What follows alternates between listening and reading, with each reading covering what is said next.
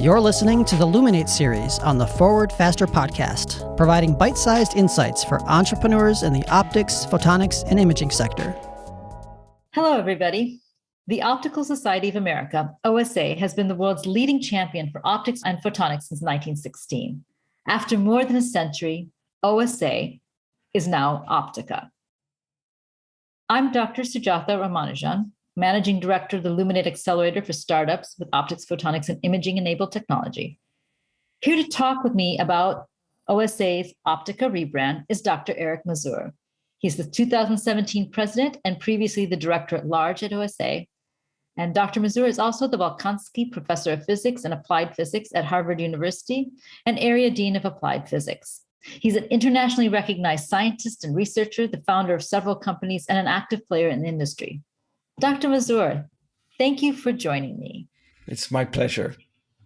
So tell me, what was behind the decision to rebrand? Well, to put it simply, we outgrew our original name. Current brand simply no longer represents who we are. Think about it. The society now engages over 400,000 people who are located in about 95% of the world's countries.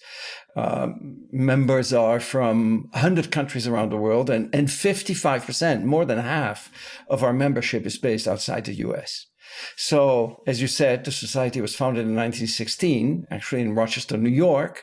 And at that time, the name was actually forward-looking. The of America was meant to be broad and inclusive. Over time, I think we've gone way beyond the net cast by the original name. And another point is that the of America tends to put our society on equal footing with many regional societies. When I was president, I visited many of them. The Optical Society of Japan, the Optical Society of Korea, the Optical Society of Southern California, the Optical Society of India, and then there's the Chinese Optical Society, the Australian, the European Australian, and I could go on for a while like that.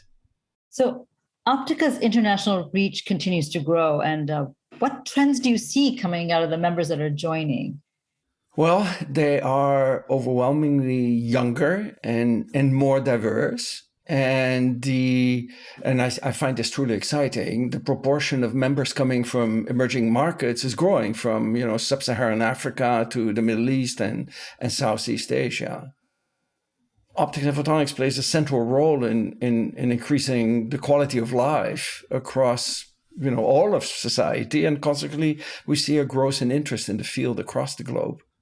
So you took a very holistic view to your branding process by involving various stakeholders. And can you speak a little bit to the process of how you came up with Optica? Yes, we involve stakeholders from across the society, from our entire community, embracing the growing diversity of our membership. It was a huge collaborative effort, including hundreds of volunteers. And over the course of many meetings, we thought really out of the box and tried to stimulate people's creativity to come up with a long list of candidate brand names. In fact, in the beginning, I think the list was around 1,000 possible names that were progressively winnowed down and tested out. It really took almost 5 years to get to this exciting moment. I know it's a very difficult process, and rebranding, people don't realize how much effort and work and passion goes into it, and always surprises, right? So some of the surprising things that came out in your brand review and your brand exercise? Well, if I had to point out one thing, it's how difficult change is, right? And it's kind of ironic because the society has thrived for over a century by embracing changes in technology brought forth by advances in optics and photonics. However, nothing is more difficult than changing the name, and nothing creates more resistance than changing the name. I think in part because we tend to be creatures of habit, but I think we really need to look forward, not backward, and make sure that our name reflects who we truly are and what we want to be, not what we were at one point in time. I see what you're saying. And I know that branding exercises can be marvelous. They can be catastrophic. They can go either way. And We've seen some incredible cases where companies and businesses have rebranded and just emerged into a bigger and better thing. And I'm hoping that Optica continues on its growth path. Tying to that, branding always reflects your organization's values and its mission. And I'd like to talk a little bit about what Optica's strongest value is, maybe explore this topic and how that relates to branding.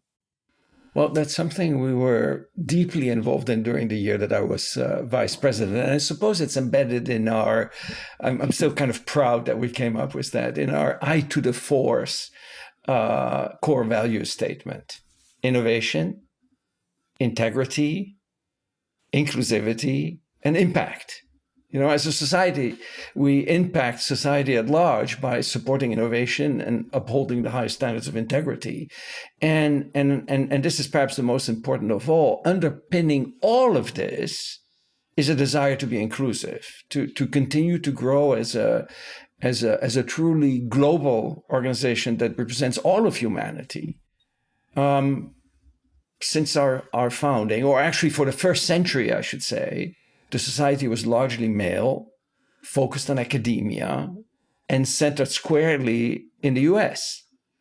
When we celebrated the centennial in 2016, the leadership of the society was largely male, and the rather numerous Nobel laureates in optics and photonics were exclusively male. So during my tenure as president, we took measures to make the board 50% female by 2022. And I'm actually quite happy to report that we're there already. And I think this is sending a really strong message to our young female members. And the other great thing that happened in the meanwhile is that we got a female Nobel Prize winner, Donna Strickland, that also, I think, sends a very strong message. So now we need to continue to work on broadening our inclusivity. I guess that's the way you impact more of the world. And I think that your rebrand plays right into that. I'd like to draw attention to the Optica brand in the top right corner of Dr. Mazur's image, and the swirl behind you, the purple, the black.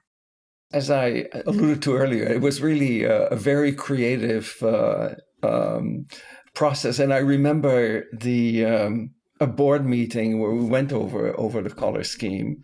This was before we had the logo, and we were essentially all in a room, in a conference room, in a hotel, on the floor, moving around swatches of colors and designs to come up with color schemes and things that would appeal to the community. So it was a fun process. I like the result, and I remember that board meeting well, with all the different colors on the wall. And thank you so much for all the effort you put into this and to our bright future. Thank you, Sujatha. It's really kind of you. I mean, it was really not a single person's effort. There was a whole team behind it. Well, we're excited to see what comes. So, Dr. Mazur, thank you again for being here with me today. If you're watching on YouTube, please like us and subscribe. You can always find us on Spotify and iTunes. We put out new episodes every week, and we'll see you next time.